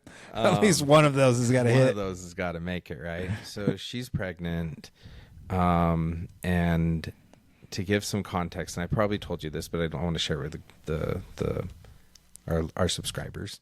All 7 of you. Thank you. Her dad had like 10 grandsons and 1 granddaughter. Wow. Okay. I have 2 daughters. Yeah.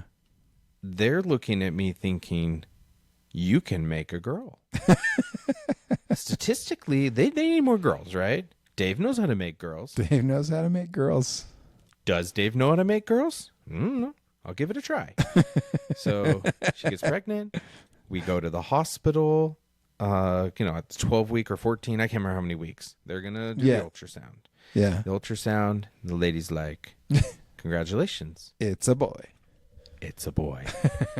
And Laura looks at me and I said, You screwed up, Dave. she looks at me and she goes, I need to do some therapeutic shopping.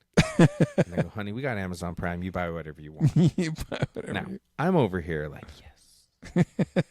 Yes. But I have to keep this in. because you had 2 girls.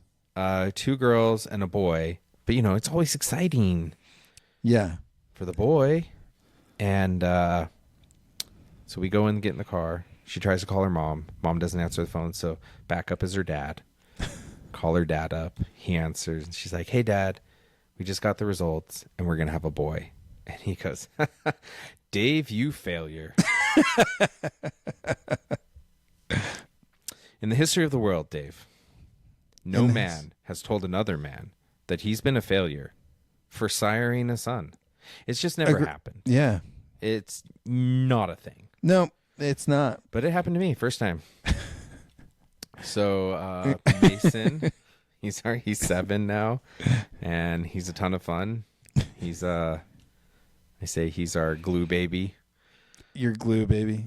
His Okay. middle name is Elmer. Is it really? No, it's Okay. Emery. Oh, I was like, is it really? You guys named him Elmer? Elmer Gorilla Duct Tape Matthews. Loctite. Loctite Matthews. And it was such a nice bonding experience, like for us as a family. And both sides they have a brother. Yeah. And we talked about possibly having another kid. Her sister ended up having a baby girl, and I bought her a plane ticket. So I want to go see your sister because it's at a point where we need to make a decision. Yeah. I don't want to be changing my diapers and the kids' diapers. I can't be having kids into my 70s. And so she came back, and I figured she would either come back and say, hey, let's try again. Let's have one more kid. Hopefully it's a girl. She came back and said, cute kid. And, but I think I'm good. So between the two of you, yours, mine, and hers, mine, and ours, 7 total. Yeah. So she brought 3, I brought 3. And then we Mason. have Mason together. So 19, 18, 15, 14, 13, 10, and 7. Yeah. So it's a good amount of progeny a lot going on. Yeah. Yeah. I would say that, it's been a bonding experience for Sheena and I too. I didn't have children together. No, it's been I'm glad that you're having children in your marriage. I actually wanted to have kids with Sheena. I didn't with You didn't. No. the previous. And I think I shared this, but she wanted to have a kid when things were just not working out. Right. Oh, for the wrong reasons. Yeah. I don't know. Honestly, if I think back to it, it's a childish thing. The whole thing is still, it's kind of a blur. Yeah. The whole marriage, just so short and so many negative experiences that I can't really remember exactly why she wanted to, but I knew that it didn't feel right. I would say that I have similar things. It's been so long now that there's a lot that, like, I remember stuff, but I don't remember everything. Yeah. It's easy to remember the contrast between what I currently have or what I'm currently blessed with versus what I was previously cursed with. Previously cursed with. Yeah. No, I am eternally grateful. Laura,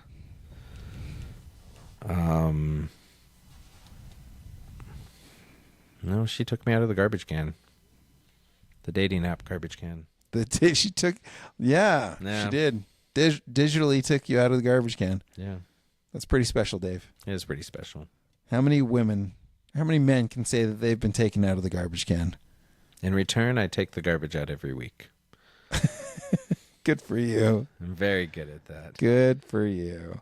And the dishes. I'm still garbage in the there's dishes. Other things I'm bad at. I'm working on my cards, but I think I figured out 2 of the 30. I think I might check that book out. It's a good read, and it's just, and to be honest, like there was a bunch of so my work, they have a women's group. Okay. And they had a group of women talk about like how to balance, what's it like balancing work and life and stuff. And almost every single woman was talking about just how hard it was to balance, to work, and then have all the responsibilities of home. Yeah. And what I've seen happen, and I think this isn't intentional, nobody's trying to be mean, but you have men who grow up in homes where their mom stayed at home. Yeah. And so they're used to seeing their mom do all this work. And so now they're married and they're like, well, this is the work you do. But they don't take into consideration that she's working full time. Right. Now do you think that they just make that assumption without having the conversation and then it falls on? I think a lot of the women just do it because they probably grew up in a home where they saw their mom doing it. Yeah, that's and then they're just getting super burned out. Yeah. It was like heartbreaking to hear how they were talking about just how hard it was. And it's a lot of work. Yeah. Like it's a ton of work to make a house a home. Yeah. And then to add, it's not just the time away, it's also the emotional bandwidth that it takes away. Yeah, you can't expect. It's I don't know, hard. You can't expect them to do all the cooking and cleaning and laundry and stuff. Well, especially if they're working 40 hours a week, right? Yeah, that's why the book says, look, if you guys are both working 40 hours a week or whatever, you're both working full-time jobs, the cards are split exactly in half. Yeah. So actually, I told the women in the group, I'm like, look, I'm not trying to solve any problem here. This book is pretty good. If you want to like give it a try, it's a good conversation starter. It's called Fair Play. I think it makes sense. Not sponsored, but we can be bought. We can be bought. Fair play. Send us a free book. We'll read it over the air. Yeah. Have conversation. Or we can, then, do affiliate links or whatever people do to make money off of this kind of stuff. Yes. Reach out to Fair Play, Dave, and see if we can get a sponsorship. Fair Play and Oakdale Eggs. Oakdale Eggs, Pepsi. Dr. whatever, left knee. Oh, yeah, Dr. H. Heinrichsen. Hoffman. It was Hoffman. Was it Hoffman? Dr. Hoffman. Yeah. Dr. Hoffman. So many. We're going to look like a NASCAR. I'll just plaster the logos all over the video. You won't even see our faces. You'll just see the eyes. We'll have logos covering everything else. We'll be so successful. This is our fallback retirement plan. This is the days of our lives. I hope we don't have to depend on get this to be for 65 money. and we're still talking on this podcast. I tell you that time. Remember when we used to podcast uphill both ways in the snow back in the day? Back in the day. When I was a boy. Oh, you remember when I was telling you that one time? Here's a nickel. Oh, a nickel can get you. Nothing. Absolutely nothing, Grandpa. Still have leftover for ice cream later. No, I don't, Grandpa. Yep. We're going to be old men podcasting at some point. That wouldn't be the worst retirement. No, I'd be all right. Sitting around just talking about old stories. Yeah, we'd probably be telling. Can you imagine how long-winded we're going to be in 30 years? And deaf. So it would be like a horrible combination. Deaf and... Did you go what? For all of you who are visual listeners. Visual seers. All of you that can see visually. Oh, man. This has been good, Dave. It's been fun. No, I think the last 3 episodes that we've done, I've really enjoyed just reflecting on marriage, because it's such a big part of our lives. Yeah, I think. I mean, it should be the priority in our lives. So, first and foremost, I think family is really important. I think the bond that you have with your spouse. I use the phrase "equally yoked." Yeah. You have the 2 oxen and one can't pull harder than the other. You won't go straight. Yeah. And so just working together and in the same direction. Yeah, same direction. And asking more questions and trying to understand where your spouse is coming from. And not trying to fix their problems. Not trying to... Don't try to fix the nail. Like Laura... I was working in the office and she came in looking for a screwdriver, and she said, I can't find a screwdriver. I'm trying to fix the toilet thing. And I immediately jumped up because she had mentioned the toilet was leaking out of the handle where you flush. Oh. There's like a very slow drip. Okay. And I felt an immense amount of guilt because she had said something to me earlier. And this squarely falls in my responsibility to fix the toilet. Okay. But I didn't do it. And, the road to hell is paved with good intentions. And then, just on my way to hell. Sorry, honey, I can't fix the toilet. I'll get to it eventually. I had every intention to do that. So I go in, I start messing with stuff, right? And she's like, I already did that. And I said, yeah, blah, blah, I'm like, now she's getting irritated because why are you messing? I'm working on this. And she expressed that. And I'm like, I'm sorry. I thought that you were asking for help. She's like, no, I just wanted a screwdriver. Wanted the screwdriver. And I said, I felt really guilty. And so I wanted to come in, but I should have communicated. Yeah. Laura does things differently than me with tools than I do. Okay. And sometimes it works out, and sometimes it doesn't. And I'm learning. I have observed that it is best for me to not jump in and take over her project. Now, there are wives that are like, hey, if I start getting, if I walk by with the power tool, he will jump up and take over. Yeah. And this is like some manipulation game. This is not the case with Laura. She's happily doing the project. Right. And she does not want my help. And I'm like, oh, let me help you. No. Oh, you should do it this way. And like, oh, if you do this. And she's like, it's fine. It's fine. just back off. Let me do what I'm trying to do. Remember? I'm smart. Yeah. I'm smart. Remember that? Yeah. You're dumb. I was smart enough to marry you. Remember that? Yeah. Remember that? Yeah. Here's one thing that I have heard. There's definitive proof that men are smarter than women. I've never heard that. Just look at who we married. This feels like circular logic. Have you ever read? So this is scientific. Women have smaller brains than men. Okay. Okay. Like physically smaller. Physically smaller brains. Okay. Women's brain power is equal to men. So their brains are more powerful per size. Their brain power is more dense. More dense. Yes, their brain power is more dense than men. Wow. Don't say it that way. Hey, honey, your head is so just more dense. However, because of this, there is no such thing as multitasking in reality. You're only paying attention to one thing.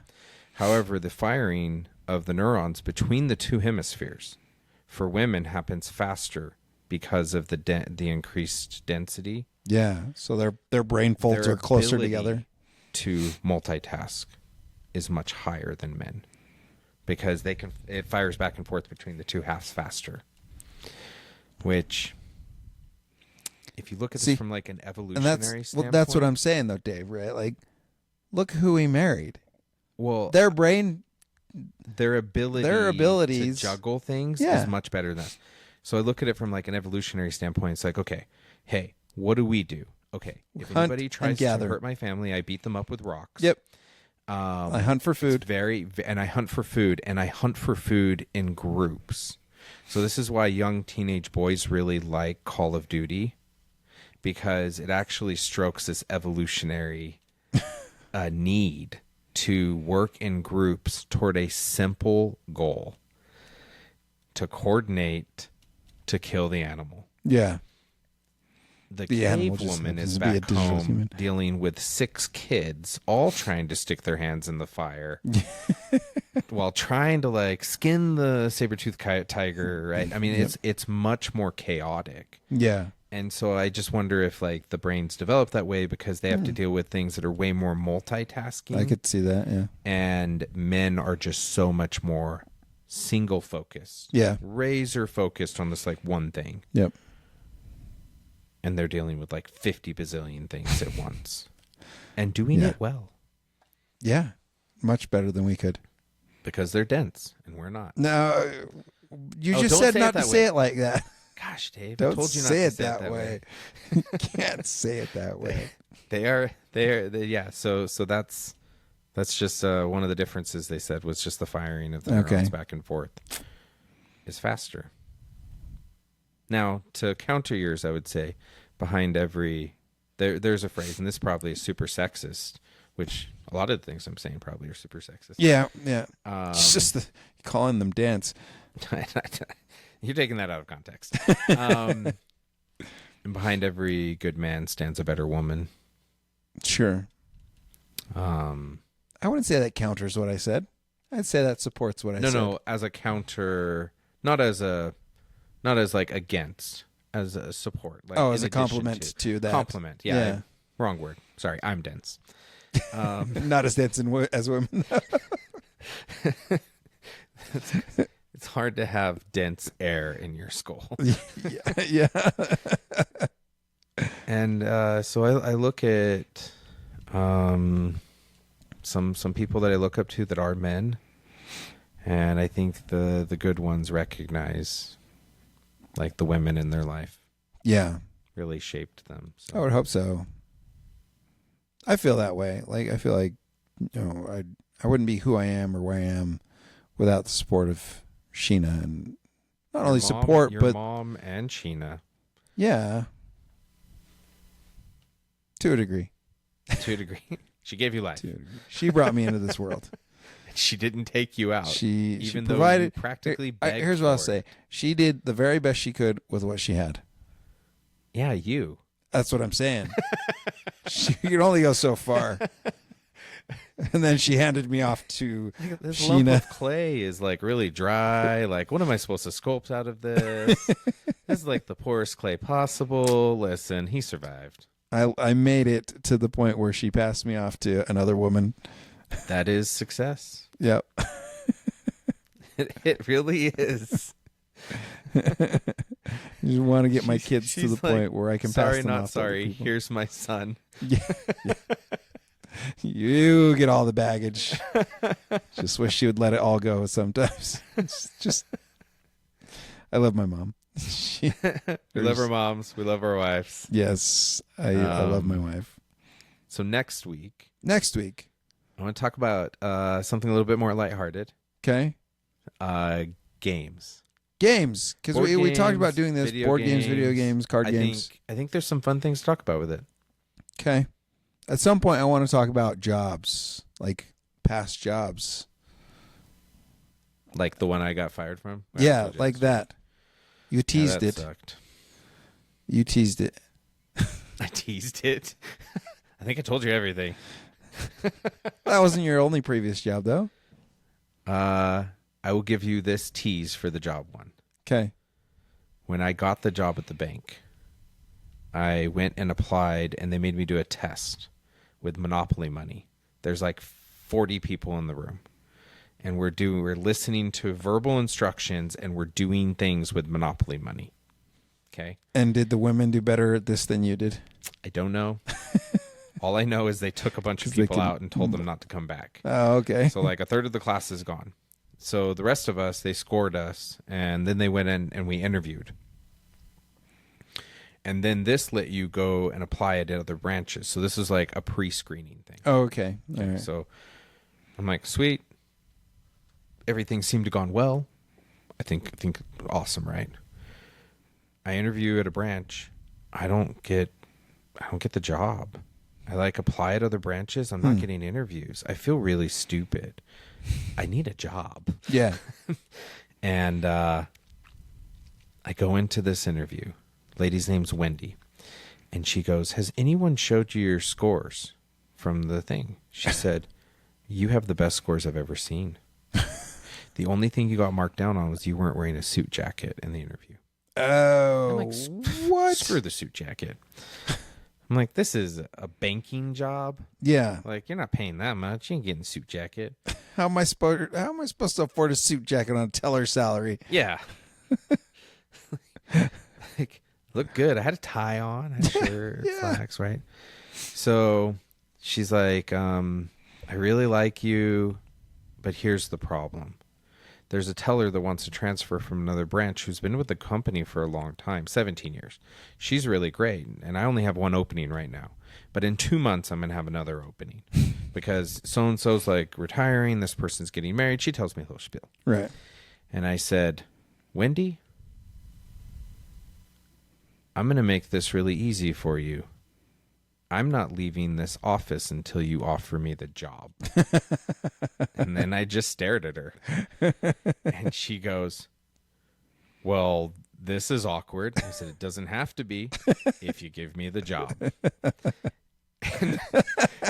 And then I just stared at her. I figured, what's the worst thing you can do? It's called security. Right. Yeah, that's. I'm like, pre-fire me? Yeah. Yeah. Or how can you fire me from a job you haven't given me yet? Yeah. I mean, I'd love to be able to get fired. Wait, That is means this when? I Is got this a the job. is this the person that ended up firing you? No. Oh, okay. So, it felt like eternity. And she goes, okay, you start on Monday. Oh, And it I worked. said, thanks, awesome. And I said, just so you know, my logic behind this is that person ain't going to quit the bank. But if you don't hire me, I'm going to be somewhere else in 2 months. Yeah. Like, I can't wait that long. Yeah. So I worked there. She was a great boss. I really loved it. I won a trip to Hawaii at that branch. I won her a trip to Hawaii. Oh, good. Yeah, good because work. I did such a good job. And then I needed full-time benefits because I got married, and they had an opening at this other branch. And I'm like, hey, she couldn't give me full-time, so I'm going to transfer. And she's like, don't transfer. This lady's the worst. Oh, you should have listened, Dave. And I'm like, I need benefits. Yeah. Like, this was before the laws, like you could be on your parents until 26. Right. Right. So, yeah, we can talk about jobs. Yeah. Next time, board games. Board times games, after. That's my teaser. I have lots of fun job interview. I've worked so many jobs, man. It's kind of ridiculous. Okay. Well, thanks if you stuck around this long, thanks for listening. We appreciate your time. This has been Dave and Dave with the Daves of our lives. Until next time, enjoy.